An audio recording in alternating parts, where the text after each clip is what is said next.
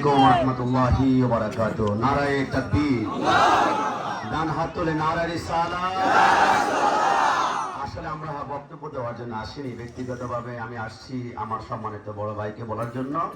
রক্ত লাগলে রক্ত দিব, পার্লামেন্ট মেম্বার আল্লামা তাহরিকে তুড়ি ছাড়বো কথা এতটুকু বলার জন্য। আমার পাশে যিনি দাঁড়িয়ে আছেন আল্লামা তাহিরি, তিনি হচ্ছেন জনগণের আস্থার জায়গা, জনবন্ধু, জনদরদি, মানুষ এবং মাটির নেতা, রাজপথের লড়াকু সৈনিক, সুন্নি নেতা, বীর পীর মুফতি আল্লামা গিয়াসউদ্দিন তাহেরি বর্তমান সমাজের লেজেন্ডারি একজন ব্যক্তি, যিনি চাইলে মিনিটের ভিতরে সমাজের রং রূপ চেঞ্জ করে সমাজ পরিবর্তনের কারিগর হতে পারে। কথা শুধু এতটুকু বলার জন্য এসেছি, মাধবপুরের চুনারুঘাটের ভাইয়েরা অনেক ভুল করেছেন, এবার আর ভুল করা যাবে না।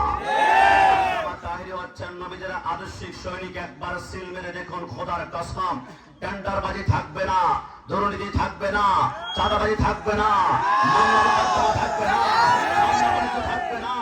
যাদের ভিতরে নবীর আদর্শ আছে, মনে রাখবা, আল্লামা তাহিরি যদি সংসদে যায়, আমাদের স্লোগান হবে মদিনার সামাদে গর্বদেশ, বৃহত্তর সুন্নি জোটের বাংলাদেশ। আমি কল্পনা করি, আমি ওই দিন রাতের বেলা ভাবছিলাম, যদি সংসদের মধ্যে আল্লামা তাহিরি যেতে না পারে, তাহলে হয়তো আবার সংশোধনীকে দাঁড়িয়ে বলবে মিলাদুন নবী বিদআত, মাননীয় স্পিকার, শবে বরাত বিদআত করা যাবে না। পাশ থেকে আশেপাশ থেকে অনেক দুশমন রাসূল বলবে মাননীয় স্পিকার আমি সমর্থন করলাম, আমি সমর্থন করলাম, আমি সমর্থন করলাম। বাংলাদেশ থেকে মিলাদুন নবী হয়তো আবার সরকারি উদযাপন ক্যান্সেল করা হবে, কিন্তু আল্লামা তাহিরি বৃহত্তর সুন্নি জোটের নমিশন প্রার্থী কোন সংসদ সদস্য যদি থাকে, বলবে যে মাননীয় স্পিকার অবজেকশন আবার রুল।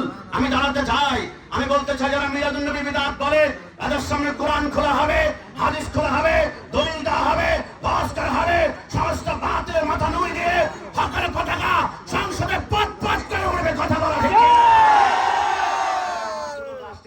বলতে চাই, আল্লামা তাহিরির জন্য আমাদের জান, আমাদের প্রাণ, রক্ত দিব, জান দিব, শ্রম দিব।